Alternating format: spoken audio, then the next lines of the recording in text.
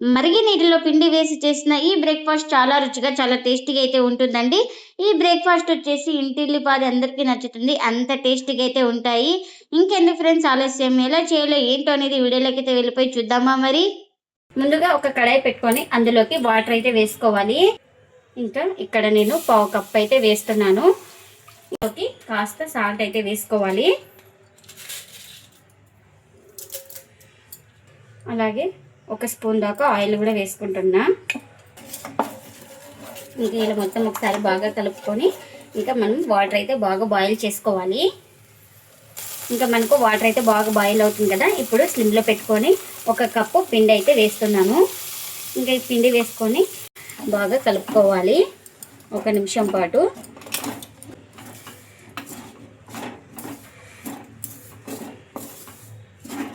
ఇంకా చూడండి 1 నిమిషం తర్వాత ఇలా పొడి పొడిగా అవుతుంది మనకు. ఇప్పుడు దీన్ని ఒక బౌల్లోకి అయితే వేసుకోవాలి. స్టవ్ అయితే ఆఫ్ చేసి ఇంకా ఒక మిక్సింగ్ బౌల్లోకి అయితే తీసుకుంటున్నాను. ఇంకా ఇప్పుడు దీన్ని కాస్త చల్లారిన తర్వాత అయితే బాగా చేతితో స్మాష్ చేసుకోవాలి. కాస్త చల్లారిన తర్వాత ఇప్పుడు చేతితోటి ఇలా బాగా ప్రెస్ చేసుకుంటూ బాగా స్మాష్ చేసుకోవాలి. మనకు చపాతీ పిండి సాఫ్ట్గా ఎలా ఉంటుందో అలా వచ్చే వరకు అయితే బాగా పిండిని ఇలా బాగా కలుపుతూ ప్రెస్ చేసుకోవాలి. ఒక ముద్దలాగా అవుతుంది మనకు. చూడండి మనం కరెక్ట్ ఇంకా క్వాంటిటీ ఒక పావు కప్పు వాటర్, 1 కప్పు పిండికి అయితే కరెక్ట్ సరిపోతుంది. ఇంకా నేను ఇక్కడ ఏం వాటర్ అయితే వేయడం లేదు, మనకు పర్ఫెక్ట్గా అయితే సరిపోయింది పిండి. మీకు ఏమైనా ఇక్కడ పిండి కాస్త గట్టిగా అనిపిస్తే 1 స్పూన్ దాకా వాటర్ అయితే వేసుకొని హాట్ వాటర్ పిండిని అయితే సాఫ్ట్గా కలుపుకోండి. నాకు ఇక్కడైతే ఇంకా పర్ఫెక్ట్గా అయితే సరిపోయింది. చూడండి ఇలా సాఫ్ట్గా ఉండాలి పిండి అయితే. ఇంకా ఇప్పుడు కాస్త ఆయిల్ కూడా వేసుకుంటున్నా. ఇలా ఆయిల్ కూడా వేసుకొని ఒకసారి మొత్తం ఇలా బాగా కలుపుకోవాలి.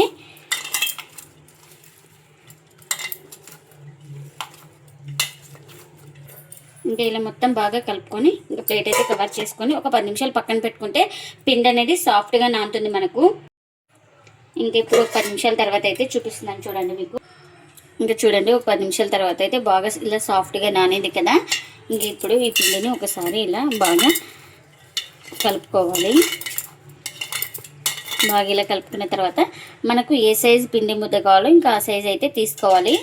ఇంకా నేను ఇక్కడ తీసుకున్న క్వాంటిటీకి ఇంకా 3 పిండి ముద్దలు అయితే అయినాయండి. ఇంక ఇప్పుడు ఈ పిండి ముద్దని బాగా ముద్దలాగా చుట్టుకొని ఎక్కడ క్రాక్స్ లేకుండా రౌండ్గా చుట్టుకోవాలి. చూడండి ఇలా ఎక్కడ క్రాక్స్ లేకుండా రౌండ్గా చుట్టుకున్న తర్వాత ఒక ప్లేట్లోకి అయితే తీసుకోవాలి. ఇంకా మనం ఏ దాని మీద రుద్దుకుంటున్నామో ఇంకా దానికైతే కొంచెం ఇలా ఆయిల్ అయితే అప్లై చేసుకోవాలి. ఇంకా ఇలా ఆయిల్ అయితే అప్లై చేసుకొని ఒక పిండి ముద్దను తీసుకొని ఇలా లైట్గా ఒత్తుకోవాలి. ఇంకా ఇప్పుడు కర్రతో ఇలా రుద్దుకోవాలి.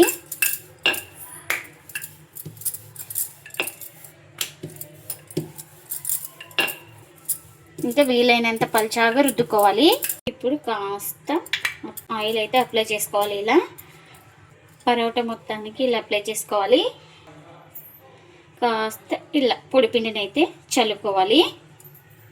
ఇంకా నేను ఇక్కడ వీడియోలో చూపిస్తున్న విధంగా ఫోల్డింగ్ అయితే చేసుకోండి. ఇక్కడ చూడండి ఇలా ఒకసారి ఫోల్డింగ్ అయితే చేసుకోవాలి. మళ్ళీ ఈ సైడ్ కూడా ఇలానే ఫోల్డింగ్ అయితే చేసుకోవాలి.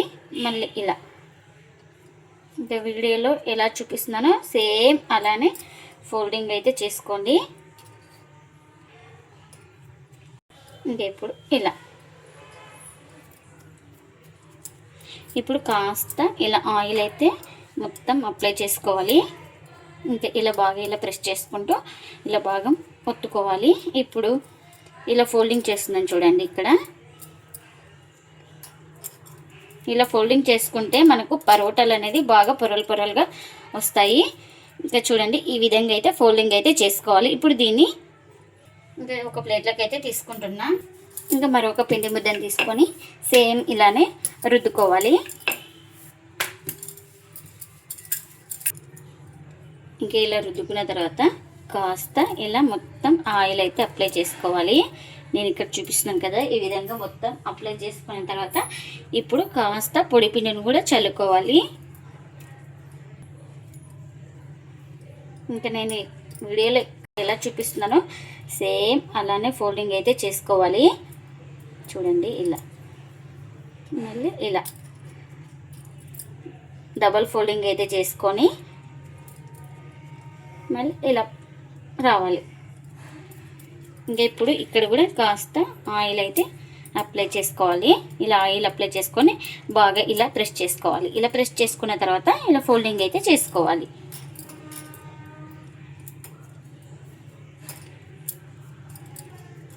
చూడండి ఎన్ని అయితే అన్నీ ఇలానే చేసుకోవాలి. ఇంకా ఇలా రెడీ చేసుకున్న దాన్ని ఇలా ఒక పిండి ముద్దనైతే తీసుకొని ఇంకా ఇప్పుడు కర్రతో రుద్దుకోవాలి. ఎక్కువ పల్చాగా లేకుండా, మందం లేకుండా మీడియంగా రుద్దుకోవాలి.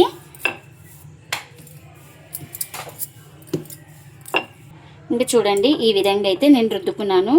ఇక్కడ చూపిస్తున్నాను కదా, ఇలా రుద్దుకున్న దాన్ని ఒక ప్లేట్లోకి అయితే తీసుకుందాం.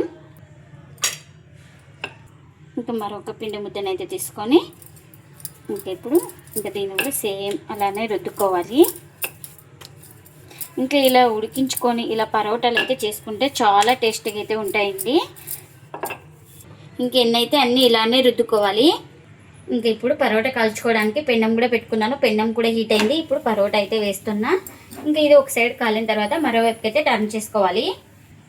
ఇంకా ఇలా ఒక సైడ్ కాలిన తర్వాత మరోవైపుకి అయితే ఇలా నిదానంగా టర్న్ చేసుకోవాలి. ఇంకా ఈ పరోటాలకైతే ఆయిల్ కానీ, బటర్ కానీ, గీ కానీ ఏదైనా అప్లై అయితే చేసుకోవచ్చు. మీ ఇష్టం అండి. నేను ఇక్కడ ఆయిల్ అయితే అప్లై చేస్తున్నాను. ఇంకా మనకు ఆయిల్ వద్దనుకుంటే ఆయిల్ కూడా స్కిప్ చేసుకోండి. ఇంకా ఇలా మరోవైపుకి అయితే టర్న్ చేసుకోవాలి. ఇంకా ఈ వైపు కూడా ఆయిల్ అయితే అప్లై చేసుకోవాలి. చూడండి పరోటాలు అయితే ఎలా పొంగుతున్నాయో మనకు. ఇంకా ఇలా ఆయిల్ మొత్తం అప్లై చేసుకున్నా. ఇంకా వీటిని అటు ఇటు తిప్పుకుంటూ బాగా ఇలా ప్రెస్ చేసుకుంటూ కాల్చుకోవాలి. మనకు అప్పుడే లోపల దాకా బాగా కాలుతుంది. ఇంకా రెండు వైపులు అయితే బాగా అయితే కాల్చుకున్నానండి. ఇదైతే రెడీ అయిపోయింది. ఇలా రెడీ అయిపోయిన దాన్ని ఒక ప్లేట్లోకి అయితే తీసుకుంటున్నా. ఇంకా మరొకటి అయితే వేస్తున్నాను. ఇది కూడా ఇంకా ఒక సైడ్ కాలిన తర్వాత మరోవైపుకి అయితే టర్న్ చేసుకోవాలి.